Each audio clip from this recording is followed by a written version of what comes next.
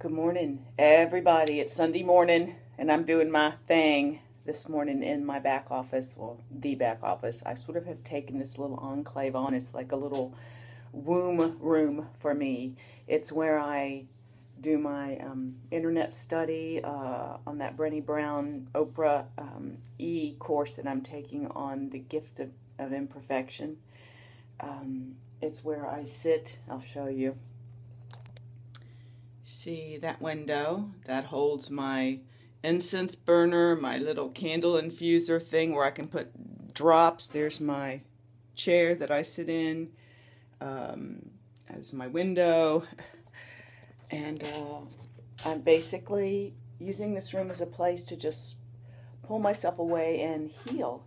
And I just am so moved this morning. I made a video earlier about plastic surgery and my feelings about reconstructive surgery and hindsight for myself, to be kind of more open about where I'm at with all that and how I'm feeling this many years later, because I have friends going into surgery. And I've done a lot of watching of Oprah on YouTube this morning about with her Brene Brown talk, trying to reabsorb more of the truth. And I just want to share, this study has transformed my life. This isn't just, isn't this nice? I kind of knew these things. These are concepts that are as freeing to my inside core as losing the 120 pounds was. These are things that, and I think of myself as a pretty thoughtful person. I reflect on truth. I appreciate small bits of wonder and new ways of looking at things, paradigm shifting. I appreciate that kind of stuff. This is amazing. This is doing amazing things for me. And I wanted to just share that with you. If this comes out in some form, beyond just the book is great, but I don't think I would be getting as much healing and transformation for myself from just reading the book. It's reading the book and watching the little bits. Of course, if you read the book and watch the videos you can find online, it might be about the same. But I'm in a small group of people. We don't talk about it often, but I know that if I have a revelation, I can go and share that. If I have a new thought, I can share that in a safe place. I know that having the things online that come up that are little challenges to dig deeper or to craft, like we have journals. I'll show you. Here's my journal. And every week there's, new chapters to read and understand and growth to happen. And, mine doesn't have near as many pretty things in it as I intended. That's one page I did. That's on to share the story of who you are with your whole heart. The definition of courage.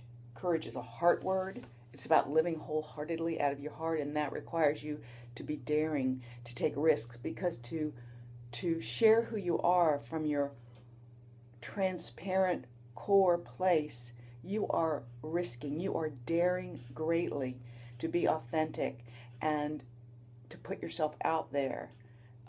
And I really think a lot of people that are making YouTube videos are doing that.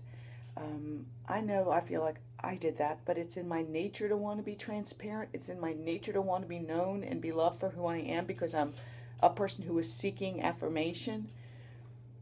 And from this study, I have learned how much shame has kept me back in my life. And it's not shame over something that happened to me. It's shame for just being who I was, just being born, needing to know that I am worthy. And I had a lot of stuff in church. I will not lie to you. A lot of stuff in my adult life where I went for inner healing. I went for, feeling the love of God, just really trying to absorb it, trying to own it, trying to feel good enough. And it did help, but it did not sink in, because even in church scenarios, you've got pecking orders and comparisons and wanting someone to like you and feeling you're part of the in crowd. It's still too much crap for people that are not healed.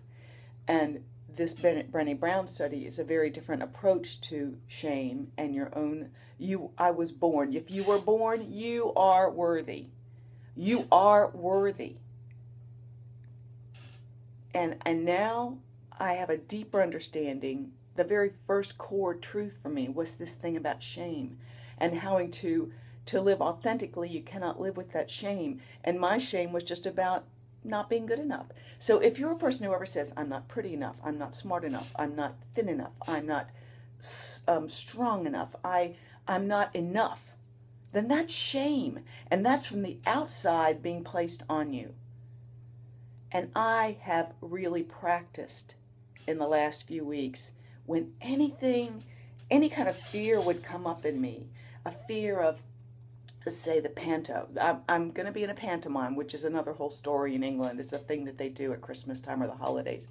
And they're all crazy, like music hall kind of broad humor, made up new music, written music, locally produced kind of things. Very big.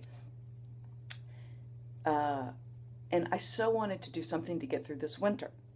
Having massages is helping. The panto was connected to that because that was my connection to know the people that were involved in theater. And so I took my hat in my hands and I went last week and walked in the door with 50 strangers, hoping they'd let me into their core, that they've been doing this for years and years and years.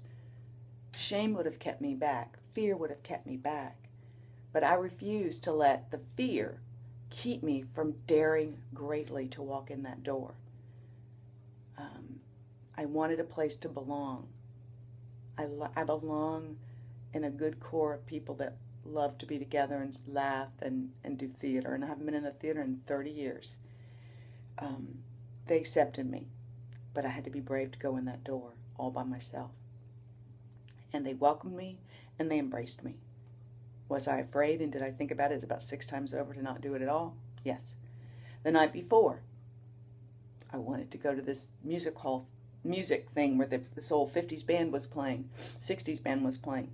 And it was a small venue, and it was with people that I sort of knew, all Brits. I was determined I was going to dance. I was not going to be afraid, and I was not going to sit in that chair again, like last year, and not get up and move for fear what someone might think of me.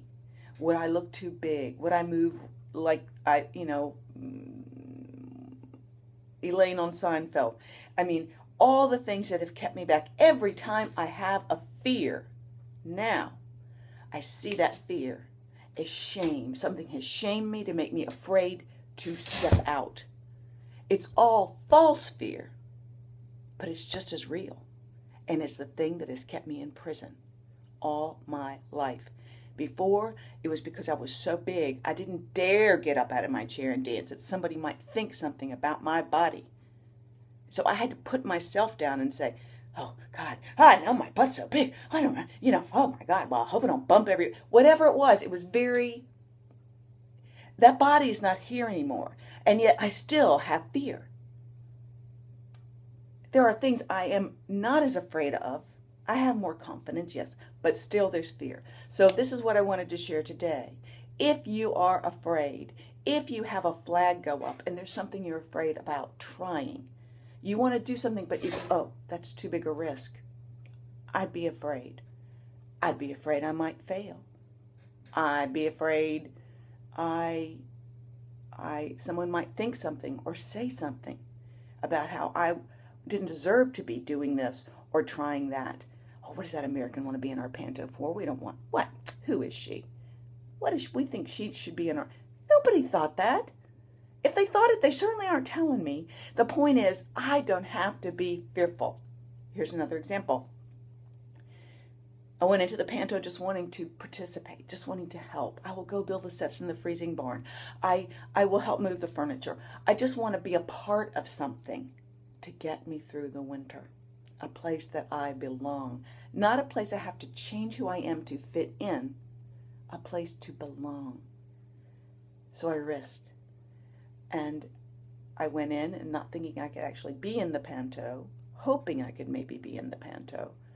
And one nice lady said to me, and I've been asked several times, do I sing? And I didn't know how to answer that. And she said, you can be in the chorus. You don't even have to audition. There is no prerequisite. We have someone in one of our rock chorale thing. She says, I know this person. They can't sing a tune in a bucket. They can't carry a tune in a bucket. They're tone deaf, and they're in that. Don't worry. You see, so I'm risking. I'm learning the music, and I will be the person to decide whether I am not up to standard. And I will step out if I feel that's true. But I have confidence that it's all okay. And I have something to look forward to every Sunday night for a couple of hours a week, to rehearse, to be part of a bigger crowd, a part of people that laugh, a part of people that I don't worry about judging me. Don't be afraid to risk. That's all I want to say. Shame, fear. Are you afraid? That's coming from shame. That means somebody somewhere inferred to you that you were not good enough for any number of reasons. If you ever think, I'm not good enough, I'm not pretty enough, I'm not thin enough, I'm not enough, I'm not compassionate enough, I'm not kind enough, I'm not whatever, I can't do this because I'm not enough. That's shame. When shame rears its ugly head in my life now, I call it out. And I say, I know who you are, and I know what you're trying to do, and you will not keep me back. So get the F out of my life, get the F out of my face, and be gone. Because I am worthy, because I came into this world, and I am somebody of value.